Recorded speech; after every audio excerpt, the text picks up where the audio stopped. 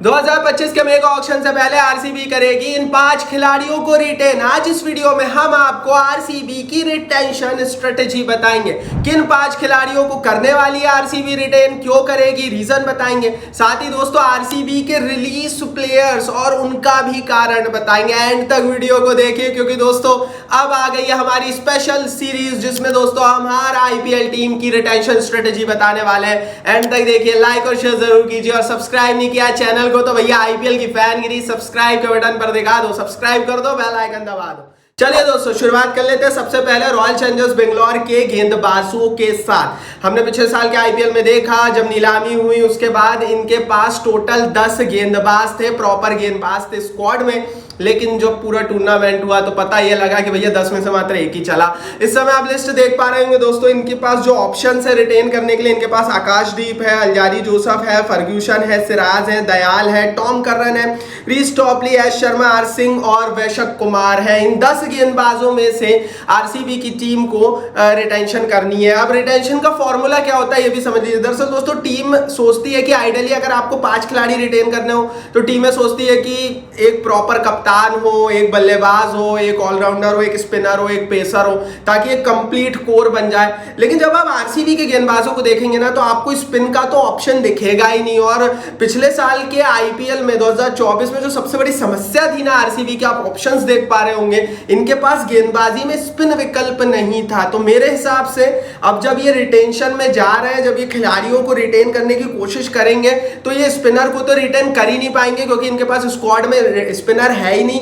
And that's why दोस्तों गेंदबाजों में मात्र एक गेंदबाज ही आरसीबी रिटेन करेगी। आप कोई सा भी गणित निकाल लो, मात्र एक गेंदबाज का नाम आ रहा है, वो है मोहम्मद सिराज। देखो यार, इंडिया का फ्यूचर है इस समय, इंडिया इंटरनेशनल है इस समय दोस्तों। अगर हम गेंदबाजी की बात करें आरसीबी की तो शायद इनसे बड़ा नाम नहीं है, और पेसर भी है। तो ये कई सारी चीजें हैं जो मोहम्मद सिराज को इकलौता कंटेंडर बनाती है।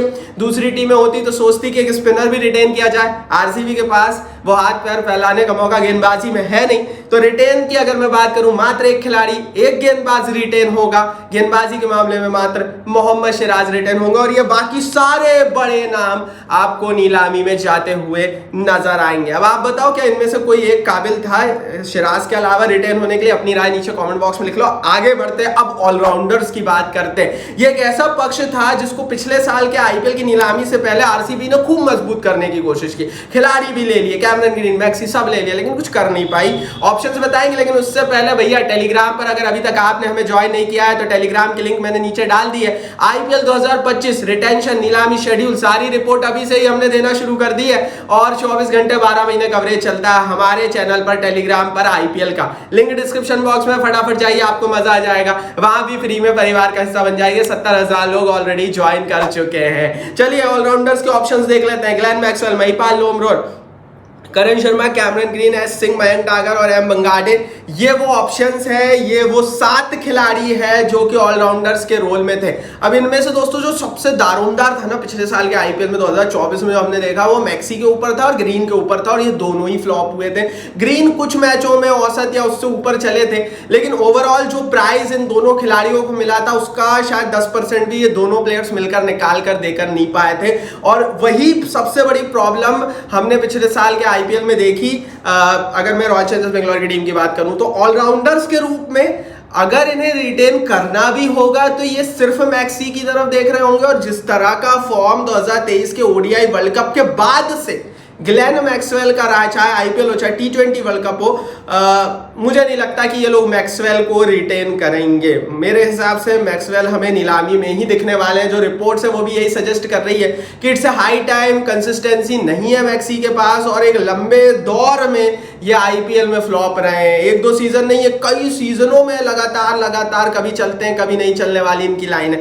एंड दैट्स व्हाई दोस्तों मेरे हिसाब से शायद इकलौती टीम होगी आरसीबी जो एक भी ऑलराउंडर रिटेन नहीं करेगी। ऑलराउंडर्स की अगर मैं बात करूं, आप देख पाओगे there is no retention from Royal Challengers Bangalore side. एक भी ऑलराउंडर आरसीबी की टीम रिटेन नहीं करने वाली है। बाकी आप बताओ क्या मैक्सी को रिटेन होना था, क्या ग्रीन रिटेन हो सकते थे? अपनी राय नीचे कमेंट बॉक्स में लिखना।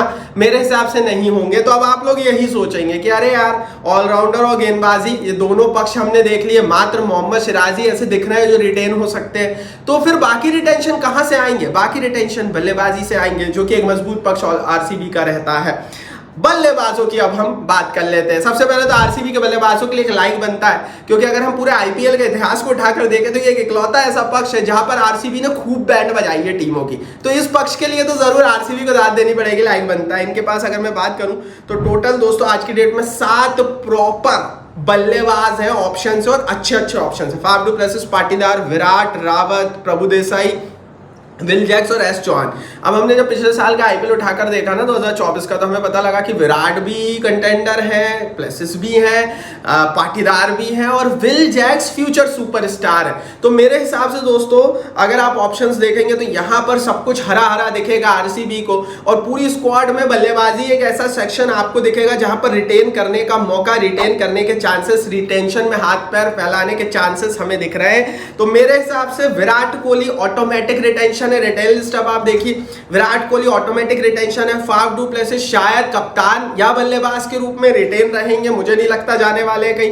रजत पाटीदार हिंदुस्तान का फ्यूचर, विल जैक्स भी फ्यूचर के रूप में ही ये लोग इन्वेस्ट करेंगे।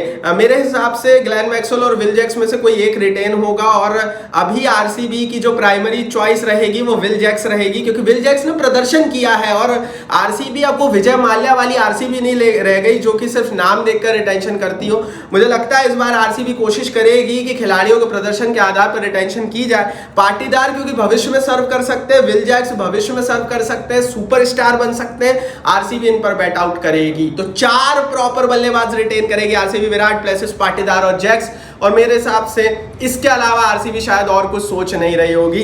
तो बल्लेबाजी में 4 खिलाड़ी रिटेन होंगे, इन चारों के लिए लाइक बनता है। तो ओवरऑल अगर मैं इनकी रिटेन लिस्ट की बात करूं, फाइनल रिटेन लिस्ट भी आप देख पा रहे होंगे, विराट, प्लेसिस, पाटीदार, जैक्स, सिराज, ये 5 खिलाड़ी रिटेन होने वाले आरसीबी के हवाले से। और बाकी सारे के सारे प्लेयर्स हमें नीलामी में जाते हुए देखेंगे, जिसमें मैक्सवेल है, कैमरन ग्रीन है, जोसेफ है, रीस टॉपली है, लॉकी फर्ग्यूसन है, टॉम कर्रन है, ये सारे के सारे खिलाड़ी हमें नीलामी में जाते हुए नजर आएंगे, रिलीज होते हुए नजर आएंगे। इन 5 खिलाड़ियों में से विराट कोहली ब्रांड प्लेयर रहेंगे, फाफ डु प्लेसिस शायद एक दफा फिर से कप्तान हो, Rajat Patidar, Will Jacks future superstar है, और गेंदबाज में हमें सिराज देखेंगे। बाकी आप बताओ दोस्तों, मेरे हिसाब से तो ये 5 रिटेन हो रहा है। ये मेरी रिटेंशन लिस्ट थी, मैंने उसके पीछे की सारी स्ट्रेटेजी भी आपको दिखा दी। अब आप बताओ कमेंट बॉक्स में आपके हिसाब से क्या करेगी भैया यहाँ पर आरसीबी की टीम, किन किन खिलाड़ियों को करेगी रिटेन, किनको छोड़ेगी? अपनी राय नीचे कमेंट बॉक्स में लिखो, टेलीग्राम पर ज्वाइन करो, इस वीडियो को लाइक और शेयर करो, और सब्सक्राइब नहीं किया चैनल को अभी तक तो भैया सब्सक्राइब का बटन नीचे हिट करके बेल आइकन दबा दो।